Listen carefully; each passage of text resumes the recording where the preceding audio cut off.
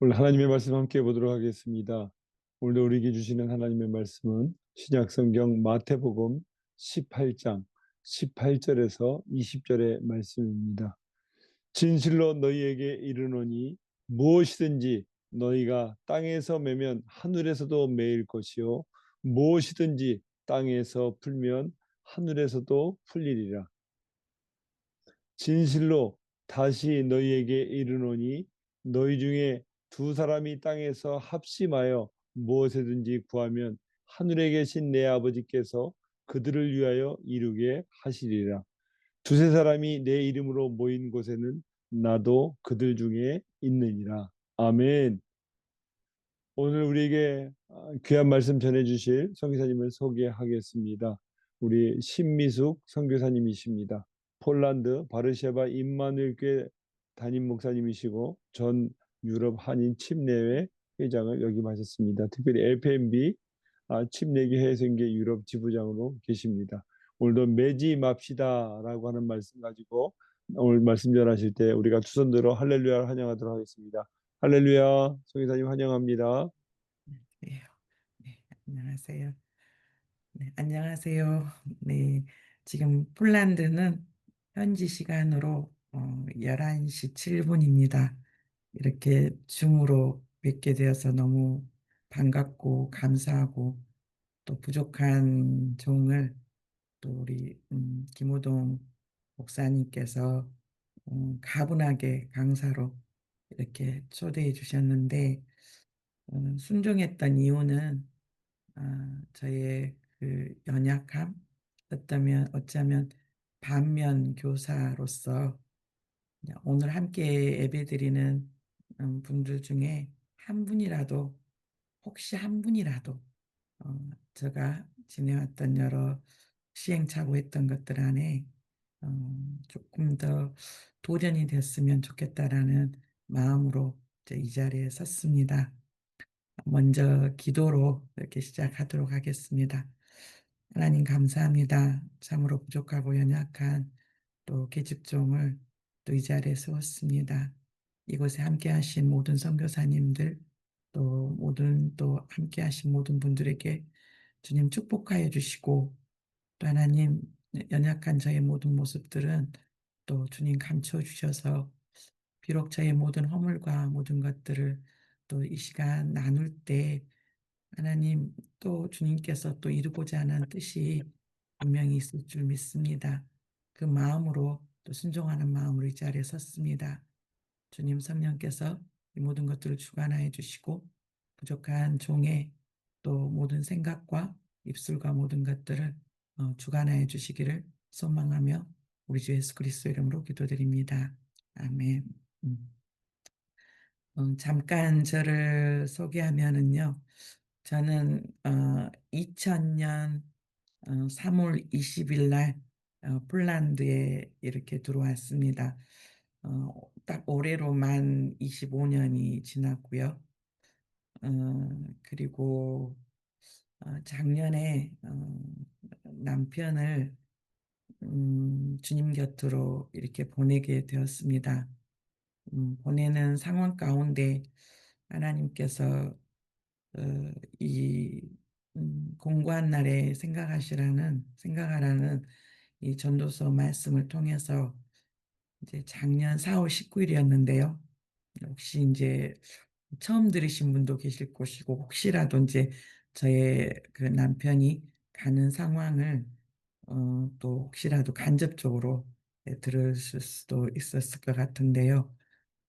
이제 폴란드가 동유럽에 위치하고 있잖아요. 그런데 이제 유럽이 제가 다른 곳은 살지 않았지만 대체적으로 공공 의료로 말미암아 조금 이렇게 다른 나라는 또 더 힘들고 열악한 상황 가운데 있겠지만요. 그러니까 병이 들거나 그럴 때 이렇게 빨리 어, 의사를 만난다거나 치료가 쉽지 않았습니다. 남편은 작년이니까 24년 전에 폴란드로 들어왔지만 한 번도 한국을 나간 적이 없고요. 이제 선교지에서 또 하나님께서 주시는 또 사명 근데 저희는 제가 이렇게 목사로 선교사로 섬기고 있고 남편은 안수 집사로 이렇게 저의 가장 어떻게 보면은 동역자였지만 어, 네, 좀 풀어나가는 이야기 가운데 나오겠지만 안수 집사로서 끝까지 정말 오른손이 하는 거 왼손이 모를 정도로 열심히 섬기다가 제가 이제 코로나 때 굉장히 저희는 많이 바빴어요. 폴란드가 카톨릭 국가이다 보니까 감사하게도 카톨릭의 여러 가지 우리 개혁교회와 맞지 않는 부분도 있지만 감사하게도 예배를 어, 드릴 수 있도록 허락을 해줬어요. 근데 저희는 이제 지금 섬기고 있는 분들이 폴란드 도시 빈민들, 그다음에 또 우크라이나 이주민들, 난민들, 그리고 이제 어, 26년 전에 선교적인 선교를 목적으로 세워진 교회였는데 이제 저희 교회가 폴란드 연약한들 다시 도시 빈민들을 섬기고 이제 우크라이나 이주민들을 섬긴다고 하니까 한인 분들이 조금 선교에 관심 있는 분들이 이제 한두 분 모이기 시작해서 이제 제가 사역하고 있는 곳은 바르샤바인데요. 바르샤바는 지금도 수도이긴 하지만 한국 분들이 한 600명에서 한 650명 정도 계십니다. 그런데 이제 한 분 한 분이 이렇게 오셔서 처음에는 같이 한국말로 그다음에 폴란드 말로 그다음에 이제 러시아권 언어를 쓰는 분들 뭐 백러시아 사람들도 오시고 그래서 조금 이제 어 언어를 세 가지를 쓰다 보니까 예배가 너무 힘든 거예요. 그래서 이제 한국 분들을 따로 이렇게 예배를 드리다 보니까 한인 교회를 하려고 한 게 아니라 이제 한인 성도님들도 그렇지만 이제 여기가 대부분이 어, 주재원 분들이고 그다음에 또 유학이라든가 그런 공부를 하러 와서 국제 결혼한 그런 가정들 그리고 이제 주재원 분들은 이제 임기가 끝나면 4년 정도 되면은 또 이동하고 이동하는 그래서 이제 교회는 26년 됐지만 26년 동안 같이 저도 25년 됐고 근데 같이 20년 넘게 신앙생활 하신 분들은 안 계세요. 다 오히려 폴란드 현지인 이제 집사님들이 더 오랫동안 저와 함께 했던 분들이 계시고요. 그런데 이제 코로나 상황 가운데 음, 남편은 결국은 혈액암으로 이제 세상을 떠났는데 어, 코로나 후유증인지 알았어요. 그런데 이제 나중에 어, 상황이 굉장히 심각한 상황 가운데 바르샤바 대학병원을 이제 응급실에 가게 됐고 앰뷸런스를 타고 그랬더니 이제 코로나가 아니라 혈액암 말기였던 거죠. 그래서 이제 한국으로 가는 도중에 이제 비행기 안에서 주님 곁으로 갔어요. 비행기 안에서 주님 곁으로 이제 갔는데 이제 여기 계신 모든 선교사님들은 선교지에 올 때 또 하나님의 또 계획하심과 또 나라와 민족을 위해서 또 기도하면서 하나님께서 허락하신 또 나라로 뭐 오늘 보니까 인도로 뭐 카자흐스탄으로 또 이렇게 뭐 가셨겠지만 저희들은 정말 음, 하나님께서 주의 종의 사명과 또 선교사적인 선교의 사명이 있다라고 주변 사람들을 통해서 많이 이야기했지만 제가 순종하지 못했어요. 그래도 너무 놀랍게 여기서 들으신 분들 안에서 놀랍다 할 정도로 폴란드를 들어오기 전에 10일 만에 이제 결정을 하고 폴란드를 들어오게 됐습니다. 근데 몰랐기 때문에 들어왔어요. 들어왔다 보니까 비자 받기도 너무 카톨릭이 여기는 국교이기 때문에 개혁교회 선교사님들에게 비자를 쉽게 주지 않습니다. 지금도. 그래서 다른 나라에 비해서 옆에 우크라이나는 선교사님들이 70유닛이 되는데 이 폴란드는 아직도 8분밖에 안 계세요. 예, 선교사님들이. 그것도 8분 중에서 6분은 한인교회를 하고 계시고 이제 2분은 UBF 출신의 선교사님 한 분이 계십니다.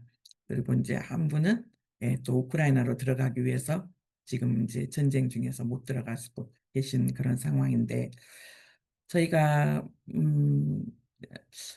자라왔던 배경이라든가 왜 남편을 보내면서 하나님께서 저를 이 시간까지 이제 1년이 지났는데 훈련을 시키는 과정 가운데 음 저의 온 가족에 대한 이야기를 조금 나눴으면 좋겠습니다. 저는 전남 공록동에서 태어났습니다. 혹시 공록동을 아시는지 모르겠지만 소록도가 있고요. 그다음에 지금은 나라도로 이렇게 우주선 발사하는 곳으로 알고 있는데 저희 이제 가정은 아버지가 엄마가 아닌 또 다른 첩이라고 하죠.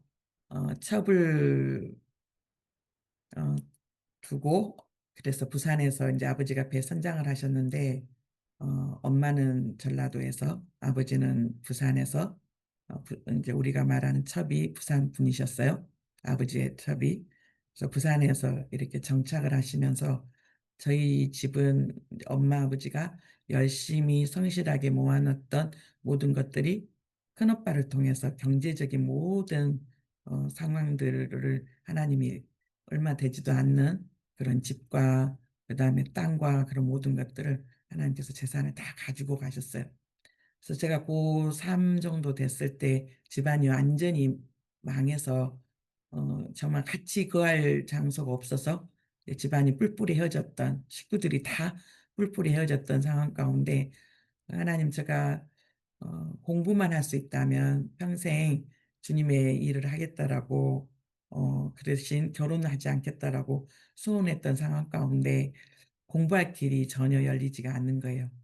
그래서 인제 아 아르바이트를 하러 갔다가 남편을 만나게 됐죠. 그래서 결혼하지 않겠다고 하나님 앞에 소원을 했었는데 어 부모님의 시댁의 그런 안정감 그런 편안함으로 이른 나이에 결혼을 하게 됐습니다. 그리고 결혼을 하고 나서 이제 시댁에서 신학교를 보내 주고 거의 7년 동안을 저를 뒷바라지를 해 줬는데 저에게 있어서 시댁의 남편의 그런 경제적인 여유라든가 그런 것들이 저에게는 우상이 됐었습니다. 그리고 나서 하나님 앞에 공부만 할 수 있고 그런다면 주님의 일을 하겠다고 했던 저의 계획들은 다 하나님 앞에 약속했던 모든 것들은 다 깡그리 잊어버리고 이제 지역 사회복지관을 하고 싶어서 또 다른 공부를 하게 됐던 상황 가운데 남편이 사업을 하면서 너무나 안타깝게 저가 아닌 또 다른 여자를 알게 됐습니다. 그래서 아버지 온 가족에 대한 아버지가 바람을 피웠고 그래서 이 온 가족 아버지와 그 친정에서부터 물려왔던 여러 가지 상황 가운데 내 남편을 선택했던 이유는 절대 바람을 피우지 않을 거라는 그런 마음으로 남편의 그런 또 성실함과 시댁 시부모님의 성실함과 또 경제적인 안정감으로 결혼을 하게 됐는데 저에게는 우상이었죠. 그런데 남편이 사업을 하면서 여자를 알게 됐고 그 여자가 남편의 아이를 갖게 되었습니다. 그리고 그때부터 하나님께서 또 남편은 그때 집사의 직분을 가지고 있었는데 하나님의 방법으로 사업을 하지 않고 인제 건설 쪽과 주유소 사업 두 가지를 했는데 로비를 하고 그다음에 그 하나님이 원하시지 않는 정말 그 과정과 또 정직하지 않는 방법으로 또 접대를 하고 그러면서 하나님께서 그 재산들을 다 부모님으로부터 상속받았던 어 이 재산을 3년 만에 하나님이 다 가져가셨어요.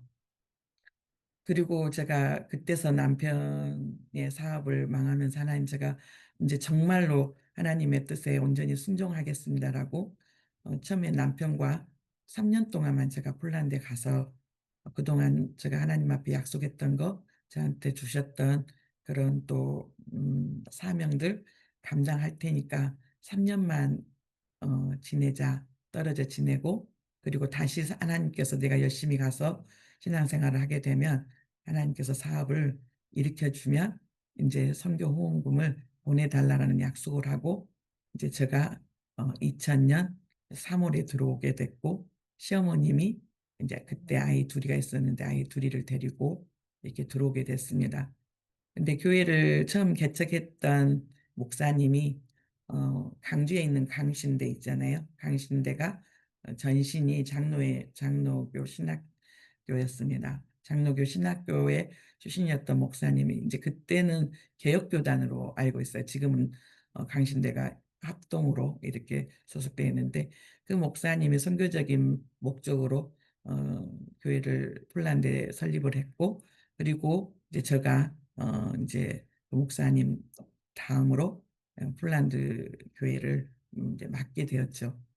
그런데 하나님께서는 저와 우리 남편이 떨어져 있는 것을 기뻐하지 않으셨는지 마지막 희망 중국에 투자했던 그 일들이 다 무산이 되고 남편이 제가 3월에 들어오고 남편이 7개월 후에 10월 달에 들어오게 됐는데 완전히 빈털터리로 들어온 거예요. 우리가 선교지 올 때 적어도 이민 가방 하나는 들고 오잖아요. 근데 남편은 정말 빈털터리로 이제 폴란드로 들어오게 됐습니다. 근데 하나님 앞에 약속했던 것이 있었기 때문에 정말 열심히 최선을 다해서 복음을 전하고 또 그러면 정말 폴란드 현지인들이 또 저녁에 찾아오고 또 그러면서 그들을 섬겼는데 교회를 처음 설립하셨던 목사님도 이제 한국에 있는 교회 장로님들과 어려움이 있어서 저에게 후원금을 더 이상 줄 수 없다라는 연락과 그래서 제가 이제 자비랑을 하게 되는 상황 가운데 단독으로 얻었던 예배당도 이제 더 이상 어, 물질이 없어서 낼 수가 없고 그래서 이제 폴란드 개혁교회 오순절 교단의 개혁교회 예배당을 빌려서 예배를 드릴 때마다 몰려오신 분들이 도시 빈민들, 에이즈 환자, 알코올 중독자, 그다음에 노숙자들 그러다 보니까 교회에서 또 쫓겨나고 그럴 때마다 정말 빈털터리로 온 남편의 그 상황과 또 남편은 폴란드에 들어오면서 본인이 한국에서 정말 거룩하게 살지 못했던 거, 또 처벌뒀던 거 그런 거에 대해서 정말 철저하게 회개하고 정말 밑바닥부터 새로운 삶을 살았지만 저의 마음속에 오랫동안 그 남편에 대한 그 불신, 내가 그렇게 믿었고 그렇게 바람 피우지 않을 거라고 생각했고 했던 그 남편이 정말 그 여자 집에 가서 사위 노릇을 하고 사위 역할을 했던 것들이 저 마음속에 깊은 상처로 남았던 것 같아요. 근데 겉으로 볼 때는 굉장히 많은 사람들을 돌보고 정말 세상에서 말하는 소자들을 돌보고 정말 많은 고아와 또 가부와 또 환난당한 객들을 돌보면서 또 교회는 계속 또 쫓겨날 때마다 나는 하나님 앞에 남편에 대하여서 용서했다라고 생각하고 또 남편은 최선을 다해서 저의 외조자로서 정말 한 주도 빼먹지 않고 폴란드 현지인들을 섬기고 우크라이나 이주민들을 섬기고 또 코로나 때도 또 이제 병원에 들어가기 일주일 전까지도 이 우크라이나 난민들을 섬기고 한인들을 섬겼는데 그것이 당연하다고 생각했어요. 그게 당연하다고 생각했고 감사할지 못했고 그런데 하나님은 저의 그 깊숙한 그 마음들을 하나님은 아셨던 것 같아요. 그래서 오늘 우리가 본문 말씀에 제가 마태복음 우리 이제 18장 말씀을 나눴는데 정말 하나님 예배당 쫓겨날 때마다 그리고 또 하나님께서 영혼들을 보내주실 때마다 정말 작은 소자에게 하는 것이 곧 나에게 하는 거라고 그럴 때마다 하나님께서 필요한 물질도 허락해 주셨지만 예배당을 쫓겨나올 때마다 하나님 이렇게도 열심히 하나님 앞에 충성을 다해서 사역을 하고 이렇게까지도 섬기고 있는데 하나님 가난한 자에게 하는 것은 하나님께서 하나님께 꾸어준 거라고 했는데 왜 이렇게 하나님 경제적으로 어렵고 갈급함이 있고 또 왜 이렇게 정말 목마름이 해결되지 않는 겉으로 볼 때는 정말 사역을 열심히 잘한 것 같고 정말 열정을 가지고 그런 정말 주님께서 주시는 나하고 관계되지 않는 모든 사람들은 정말 사랑할 수 있고 다 해줄 수 있었지만 가장 가까이 있는 가장 나의 동역자였던 남편을 마음속 깊은 곳에서부터 용서하지 못했던 것 같아요. 어쩌면 저에게 있어서 복음이 실제가 되지 않았던 거죠. 복음은 말 그대로 하나님께서 죄인 된 저희들을 예수 그리스도 안에서 의인으로, 또 하나님과 원수되었던 저희들을 그리스도 안에서 친구로, 또 정말 사망 가운데 있었던 저희들을 또 생명 가운데, 그리고 포로된 저희들을 자유함으로, 그리고 사탄의 종노릇 했던 저희들을 이제는 하나님의 자녀의 권세로서 예수 그리스도의 부활과 함께 하늘에 같이 앉히셨는데, 저 마음속 깊은 곳에서는 복음이 실제가 되지 않고 내 마음속 깊은 곳에서는 순간순간마다 경제적으로 어렵고 또 어려운 고비가 올 때마다 저 마음속에 남편에 대한 섭섭했던 마음, 우리가 조금 더 한국에서 좀 하나님의 원하는 방법대로 정말 사업을 했더라면 하나님께서 허락하셨던 부모님을 통해서 주셨던 그 물질들이 조금 더 넉넉했더라면 저희들이 예배당을 쫓겨나고 지금도 밖에서 저희들은 어, 폴란드 현지인들 도시 빈민들하고는 밖에서 예배를 드리거든요. 그 어느 곳에서도 예배당을 빌려주지 않았어요. 그리고 그분들이 예배 또 실내 공간으로 오게 되면 냄새 나고 그다음에 또 알코올 중독자부터 시작해서 그런 자들이 너무 많기 때문에 또 쫓겨나야 되는 상황이었어요. 그래서 하나님 항상 제가 붙들었고 하나님 두세 사람이 땅에서 합심하여 무엇이든지 구하면 하늘에 계신 내 아버지께서 이루어 주신다고 약속해 주셨는데 그리고 두세 사람 내 이름으로 모인 곳에 함께 해 주신다고 했는데 왜 하나님 이렇게도 기도하고 25년 동안 작년까지 24년 동안도 이렇게까지 하나님 앞에 충성을 다해서 하나님 앞에 이렇게 헌신하고 충성하고 있는데 왜 우리의 사역은 그래요. 하나님 늘 쫓겨나야 되고 왜 세상 사람들한테 또 예배당을 또 지금도 이제 때로는 문화회관 동네 문화회관 그런 곳에서 예배를 드리고 있는데 왜 하나님 때로는 하나님 앞에 섭섭하기도 하고 주변 나라에 있는 선교사님들 가끔 만나다 보면 아 이렇게 해서 하나님께서 물질을 허락해 주셨다고 그러면 부럽기도 하고 저희도 집차가 필요하고 저희도 예배당이 필요한데 왜 저 선교사님들은 하나님 그렇게 주시면서 같은 하나님이시잖아요. 하나님, 저희 하나님이 또 되기도 하잖아요. 그런데 왜 저 선교사님, 저 목사님의 기도는 들어주시고 저는 저 기도는 안 들어주세요? 라고 하나님 앞에 섭섭했던 마음도 많았고 그랬는데 그 위에 말씀 진실로 너에게 이르노니 무엇이든지 너희가 땅에서 매면 하늘에서도 맬 것이요 무엇이든지 땅에서 풀면 하늘에서도 풀리리라. 나는 용서했다라고 남편을 용서했다라고 늘 말했지만 마음속 깊이 남편을 용서하지 못했더라고요. 네가 아닌 다른 여자에게 어, 또 엄마가 친정 엄마가 엄청 생활력이 강했기 때문에 저는 한국에서도 사역자로 일할 때도 무임으로 남편이 이제 또 사업을 하고 그랬기 때문에요. 근데 저도 일을 했고 남편한테 생활비 한 번 달라고 그렇게 말해 본 적이 없는데 그 여자한테는 많은 것들을 나중에 해줬다라는 것들을 알게 됐어요. 오늘 이제 시간상 이 모든 말들을 다 하기가 그렇지만 그런데 저 안에 오랫동안 묻고 있었더라고요. 묻고 있었어요. 남편을 제가 스스로 또 한편 좋았던 분도 있었어요. 교회를 섬기다 보면 왜 어려움이 없겠어요. 현지인들 안에서 배신도 당하고 또 한인 성도님들 안에서도 동역자로 같이 섬기겠다고 했지만 때로는 아픔도 준 분도 계시고 그런데 그분들은 다 용서가 됐어요.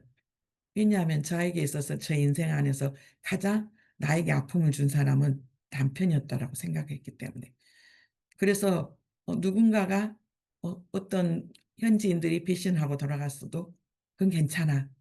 누가 한인 성도님들이 뒤에서 저에 대해서 때로는 험담을 한다 해도 괜찮아. 내 남편보다는 나에게 아픔을 주지 않았어. 나에게 침을 뱉은 것도 아니야. 멱살을 잡은 것도 아니야. 다만 뒤에서 예, 교회를 사랑하는데 그 교회를 사랑하는 방법이 조금 다를 뿐이지, 그래서 내가 그것들을 수용해 주지 못했을 때 거기에서 오는 섭섭함이었지라는 마음. 근데 저는 남편을 사랑한 것 같았지만 진실로 사랑하지 못했어요.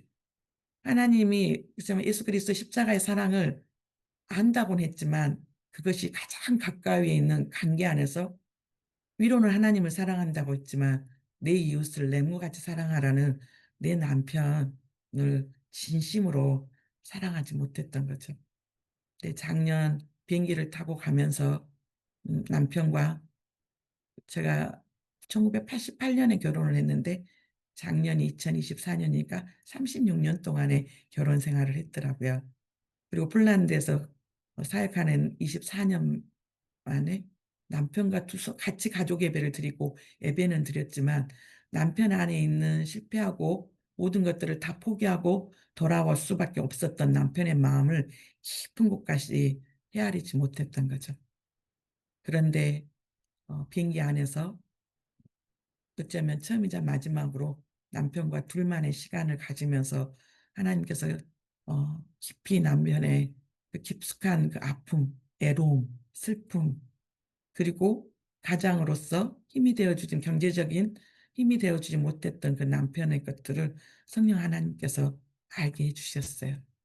그리고 제가 그때서 비로소 남편을 편안하게, 그리고 마지막 사랑한다라고, 그리고 미안했다라고 했을 때 남편이 너무나 편안한 상황 가운데 물리적으로는 가장 가까운, 하나님과 가까운, 물리적으로 어 하나님 곁으로 갔어요. 그리고 1 년이 지났어요. 지난달이 4월 19일 날 저의 생일이자 남편이 주님 곁으로 떠났던 것이었는데, 1년 동안 삶을 돌아보니까 하나님 남편의 죽음을 통해서 저에게 "뭘 깨닫게 하십니까?"라고 했는데 주님은 저에게 깨끗한 그릇이라고 말씀하셨어요. 매이지 말 것을. 누구도 매이지 말 것을. 저는 축복의 통로가 되게 해 달라고 주님 앞에 기도했지만, 통로는 우리가 혈관도 그렇고 수도 배관도 그렇고 깨끗해야지만이 깨끗한 물이 나오잖아요. 우리의 피도, 피의 혈관이 깨끗해야지만이 피가 원활하게 도는데, 어 너가 정말 축복의 통로가 된다면 그 누구도 매이지 않았으면 좋겠다. 매지 않았으면 좋겠다.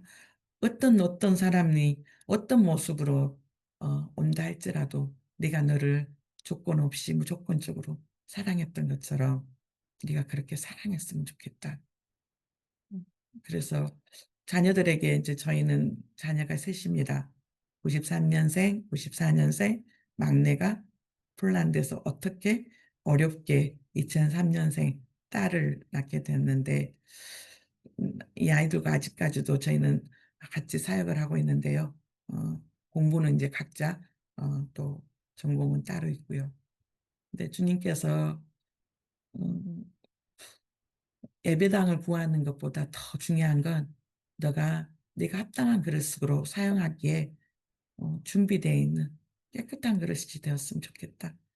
그 깨끗한 그런 것이 다른 게 아니라 매이지 말았으면 좋겠다. 모든 사람들 사랑해 줬으면 좋겠고, 예, 있는 모습 그대로 용납해 줬으면 좋겠고, 그들이 그렇게 할 수밖에 없었던 거는 다 말할 수 없는, 정말 다 표현할 수 없지만 그럴 수밖에 없었을 이유가 분명히 있을 거라고. 그래서 주님은 남편이 떠난 1 년, 또 내년이 되면 2 년이 되겠죠. 주님은 남편의 생명을 데려가시면서 저에게 계속 훈련시키고 있는 부분입니다. 더 낮은 자세로, 더 낮게, 더 밑으로, 더 아래로. 예. 아이들도 그러더라고요, 양육할 때. 우리 막내가 딸인데요. 기질이 좀 강해요. 근데 저는 위에서 누르면 그 아이가 그 기질이 꺾여준다 그랬는데, 하나님께서 2주 전에도 하나님께서 가르쳐 주시더라고요. 예수 그리스도 안에 충만해지면, 내가 예수로 충만해지면 왜 예수님께서 이 땅에 그렇게 낮고 낮은 몸으로 오셨는지, 정말 낮아지고 낮아지고 낮아지면 그들을 다 품을 수 있어. 그들이 그냥 들어와. 그래서 다른 성도님들보다 가장 가까이 있는 우리 가족, 남편을 비롯한 우리 자녀들, 그리고 저 자신, 그리고 저 안에 있었던 오랫동안 온 가족으로부터 예 가지고 왔던 저 안에 있는 쓴뿌리들, 그 화평원과 거룩함을 이루지 못하게 했던 쓴뿌리들, 이 모든 것들을 지금 남편을 데리고 간 다음에 하나님께서 이렇게 다시 저를 새롭게 만들어 가고 있습니다. 인제 오늘 마무리를 지으려고 하는데요. 무엇보다도 혹시 저같이 혹시라도 음 용서하지 못한 누군가가 있다면 우리의 기도가 막히지 않기 위해서, 우리가 축복의 통로로 사용되기 위해서 미지 말았으면 좋겠고, 그것이 제가 오늘 이 자리에 또 선 이유는 아닐까. 그리고 가장 가까이 있는 아내, 남편, 자녀들을, 그 관계, 하나님과의 관계도 중요하지만 내 아닌 다른 모든 가족도 이웃이잖아요. 근데 그 이웃을 주님께서 내 몸과 같이 사랑하라고 했는데, 나를 사랑해 주셨던 그 주님의 십자가의 사랑, 이것이 나의 머릿속으로만 있는 게 아니라 마음으로 뜨겁게, 어 그냥 내 힘이 아닌 주님의 십자가 사랑이, 그 사랑의 넓이에 깊이 높이 길이가 그 안에 고백되었으면 좋겠다. 아직도 저는 진행 중입니다. 공사 중이고요. 어 하나님께서 어떻게 또 저 더 빚어 가실지 모르겠지만 음 주님이 쓰시기에 합당한 그릇으로 준비되어 갔으면 좋겠습니다. 네. 잠깐 기도하겠습니다.